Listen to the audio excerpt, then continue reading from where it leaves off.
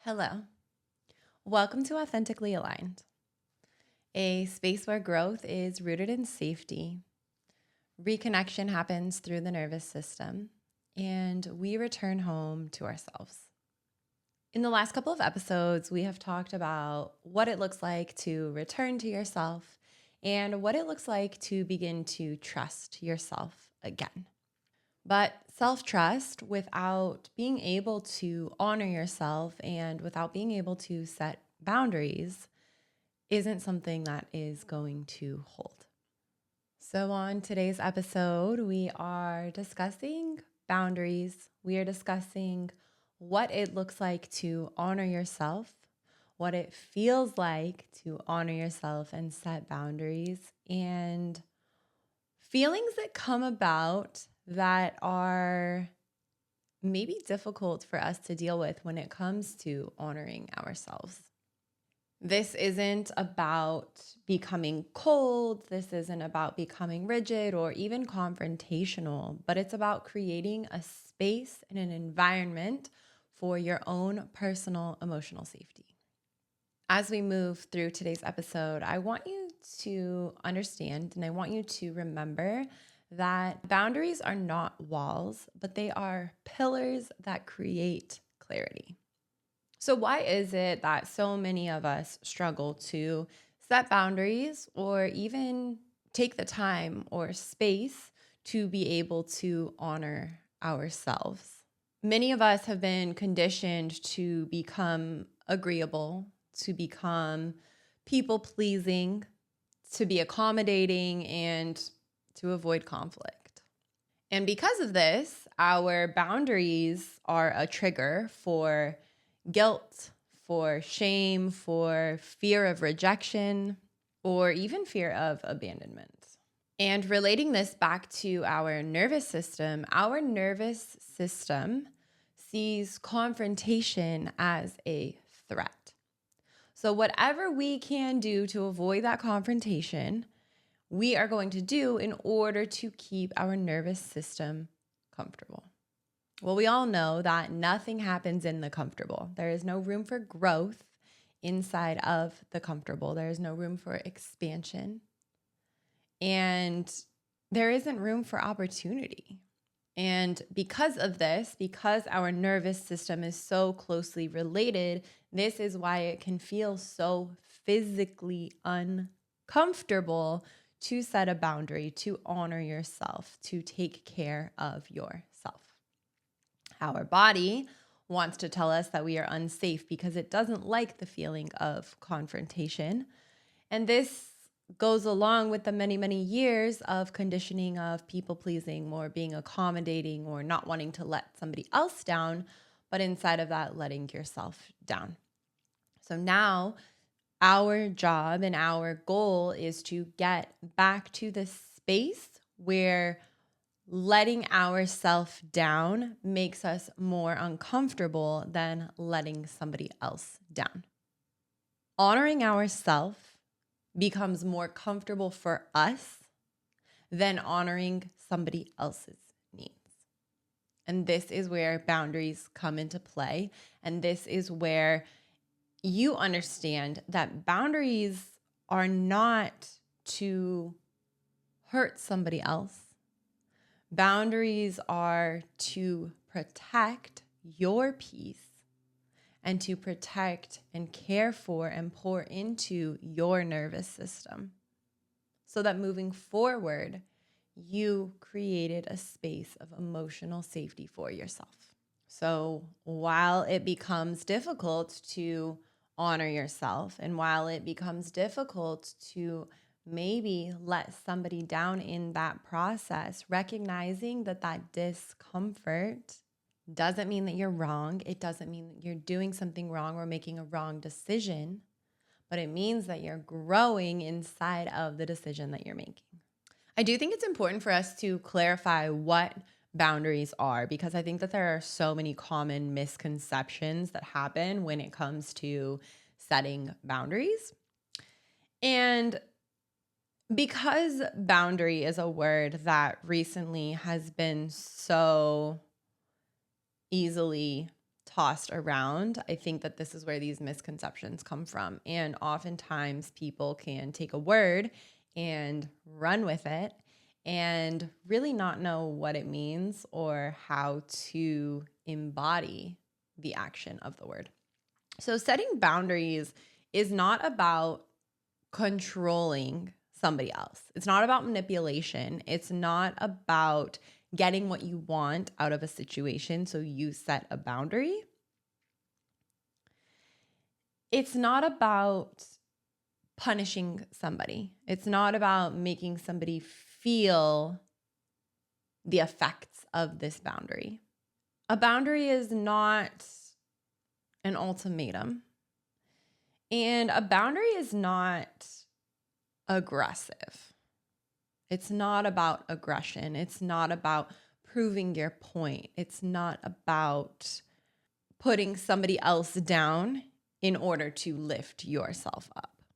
Boundaries are, however, self-responsibility, clarity about the things that you will and will not participate in, the things that you will or will not tolerate, the things that you will or will not find yourself in. And boundaries are about emotional and energetic regulation.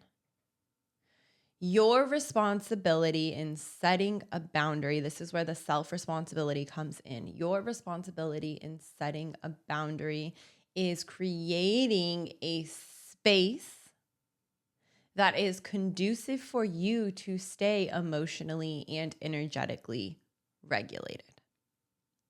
And this is why oftentimes if we're in a space or we're participating in a conversation that is not in emotional or energetic alignment with ourselves, we will start to feel it. We'll start to feel a sense of anxiety. We'll start to feel a sense of anger, a sense of frustration.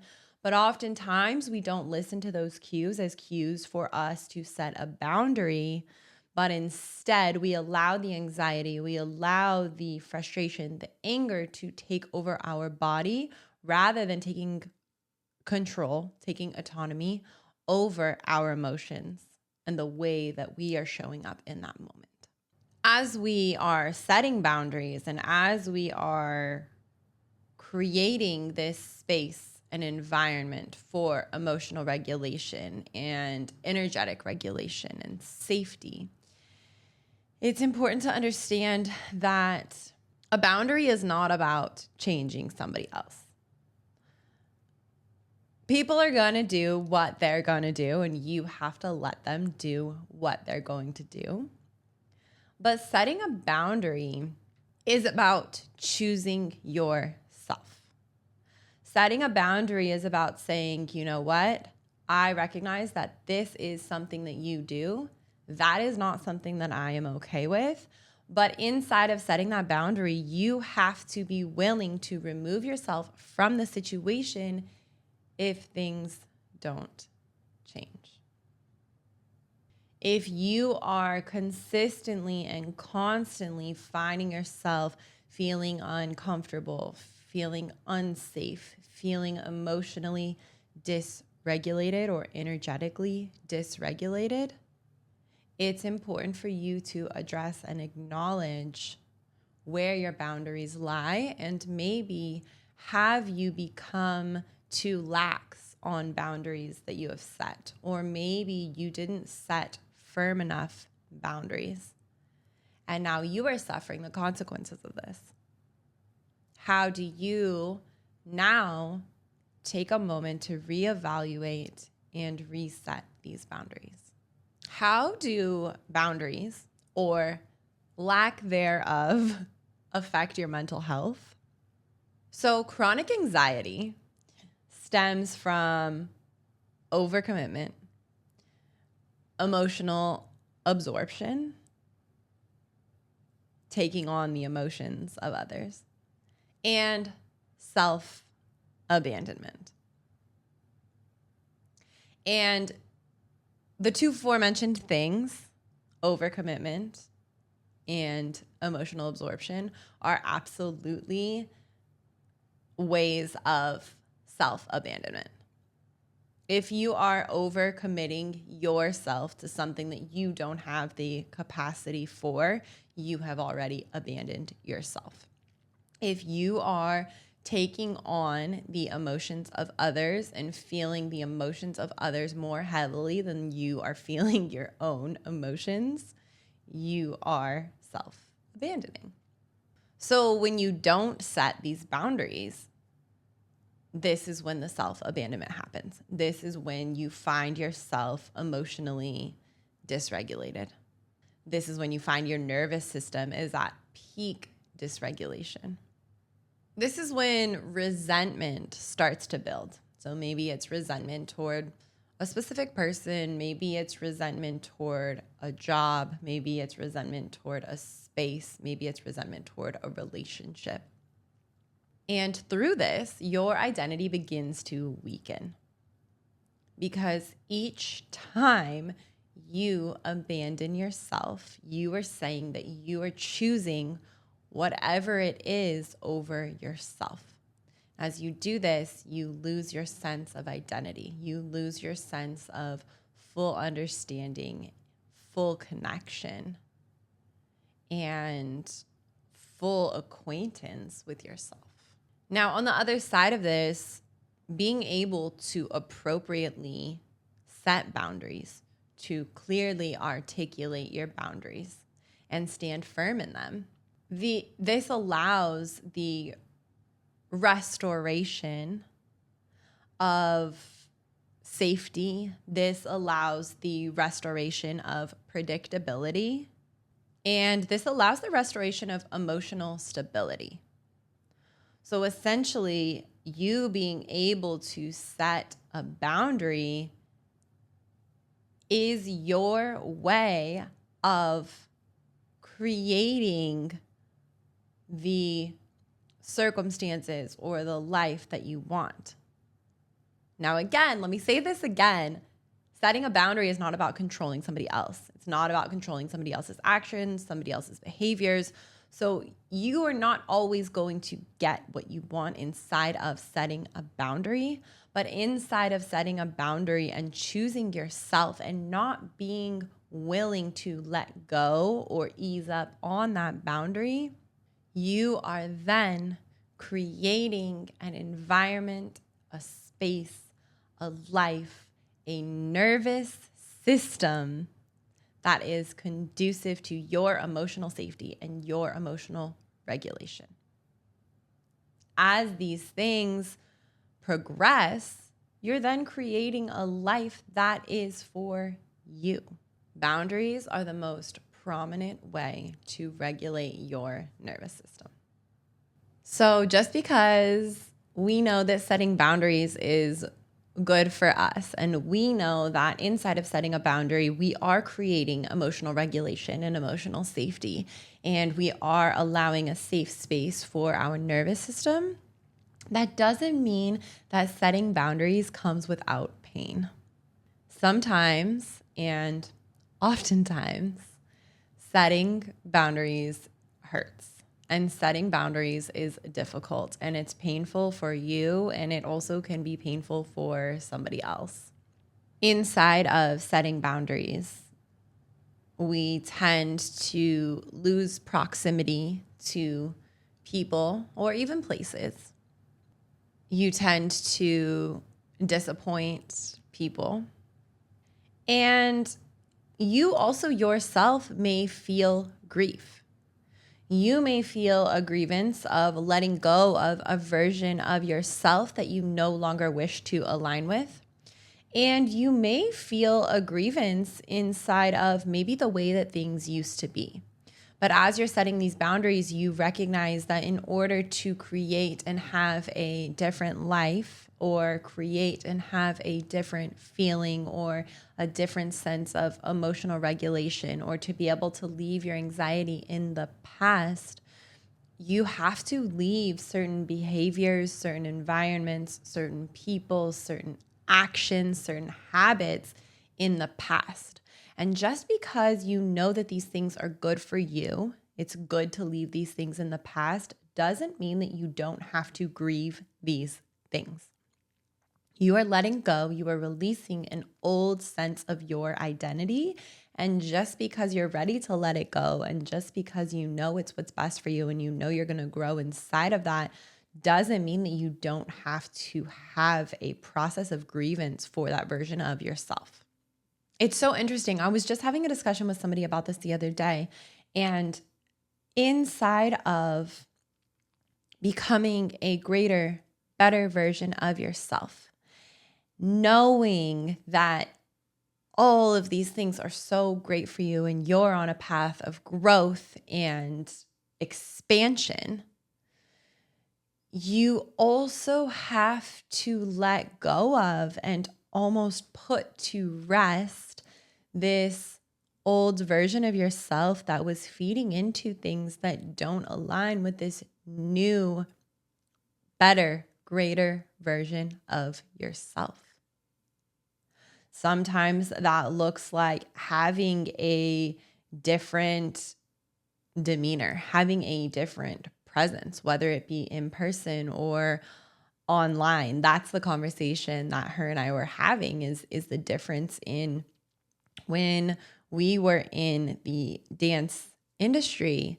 It was a very different way of thinking, and it was a very different way of respecting and valuing our bodies and the way that we place our bodies in the world or on social media or whatever that looks like. And now having a different sense of respect and trust for ourselves, there's a version of me that I can't even relate to anymore. But I did have to grieve that version of myself. I did have to recognize this is no longer you. And that's okay because it comes along with so many of these greater things.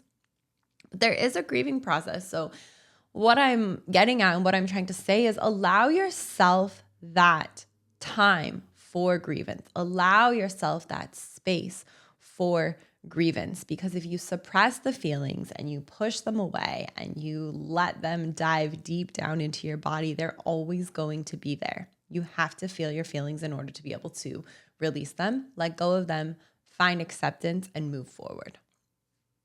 And maybe this doesn't even go that deep, but maybe this looks like just grieving the version of you that overgives time, overgives resources, overgives love. And that can be really difficult, especially when people are used to you showing up in a certain way, and all of a sudden you decide to show up for yourself. It's going to throw people off. But you have to recognize that inside of that, you are honoring and caring for yourself first and foremost. And unfortunately, honoring yourself can feel lonely at first because of this. Because it takes adjusting. You not only have to adjust, but the people around you have to adjust. There's going to be an adjustment period when you start to set these boundaries. And some people and places and things are going to still stick. And some people and places and things are going to fall away. But inside of that, the beautiful thing is that there will be people that see this version of yourself that sets boundaries, that respects yourself, that honors yourself. And those people will come into your life because they see that that is the kind of person that you are. And those are the kind of people that you desire to surround yourself with. This is why you set the boundaries in the first place. Setting a boundary brings you closer to alignment in every shape and form. When you set a boundary around your values, around the things that you desire, around the things that are important to you, you are creating room for alignment for things that do go along with your boundaries to come into your life and come into play. Sometimes, most times, the most loving thing that you can do for yourself is place yourself in the uncomfortable. And sometimes, unfortunately, one of the most hateful things that you can do for yourself is continue to place yourself where you are comfortable. Boundaries are and create self-respect. When you show others the things that you are not willing to tolerate and the things that you are not willing to put up with, this allows people the room and the space to respect you. It also provides people the room and the space to disrespect you, unfortunately.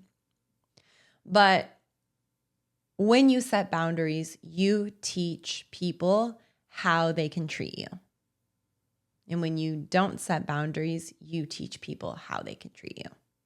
Your boundaries strengthen your identity because each time you make a decision toward yourself and create a boundary toward yourself, you recognize, I am this person. This is what I stand for. These are the things that are important to me. And anytime you let go of a boundary, you begin to find confusion. You begin to question. You begin to wonder.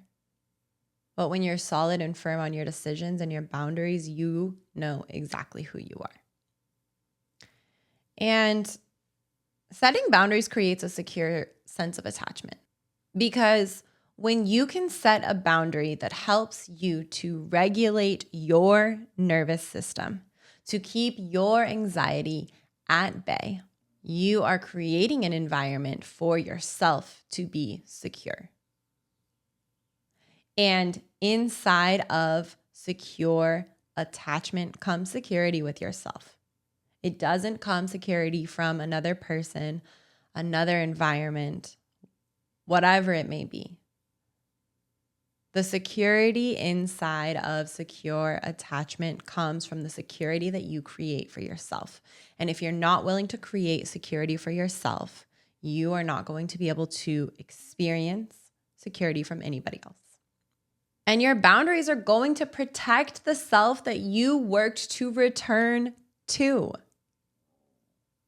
If you return back to yourself and you have no boundaries, you're going to return back to whatever you were returning from.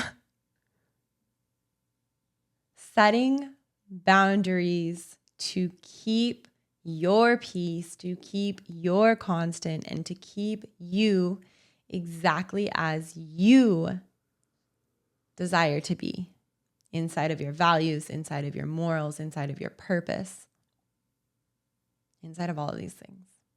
You returned back to yourself.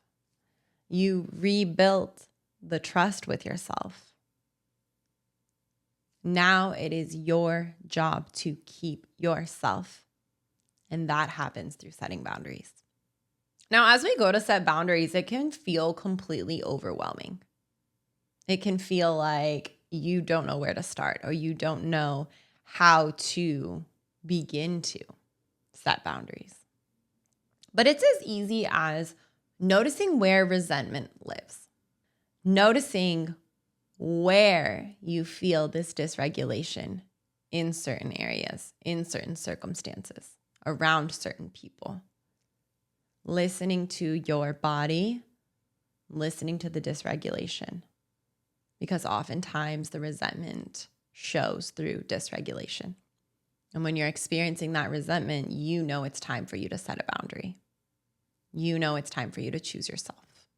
Practice pausing before saying yes or agreeing to something. And you can pause for more than 3 to 5 seconds. Take a pause to ask yourself, is this something I really would like to do? And if you're unsure, you can come back to it. You don't have to give anybody an answer immediately. Use language like, that doesn't work for me. I'm not available for that. I need some space. All of these things are honoring yourself. Allow people to have reactions. People are going to react. People are going to feel their emotions. People are going to show up in ways that you didn't expect. But the way that people show up inside of their reactions and inside of their emotions is not your responsibility.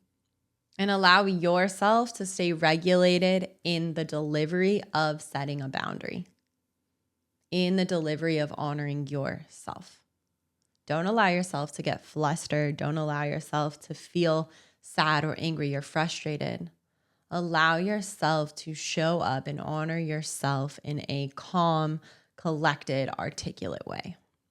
You can be kind and firm in setting a boundary at the same time. Become somebody who honors yourself. Boundaries do not make you a difficult person. They make you clear. They make you understood. They make you solid, and they make you confident in who you are. Boundaries reduce long-term anxiety. Why would you not want to set yourself up for the reduction of long-term anxiety or any anxiety in general? And boundaries create aligned relationships. As you set boundaries, the people who are supposed to be in your life will absolutely stay, will absolutely fall into place. And as you set boundaries, the people who are not will not. The right people don't disappear when you honor yourself. And remember that boundaries are not about pushing people away. They are about honoring yourself, showing up for yourself, and staying connected to yourself. I'm going to leave you with a journal prompt for the week, as always. The journal prompt is, where in my life am I tolerating something that isn't aligned? And what would it look like for me to honor myself inside of this? As you move through your week this week, notice what stayed with you. And remember that integration happens slowly and quietly. If this episode resonated, I would love for you to share it with somebody. That's how we expand our space. And as always, I am sending you so much love and light. Have a beautiful week and return home to yourself.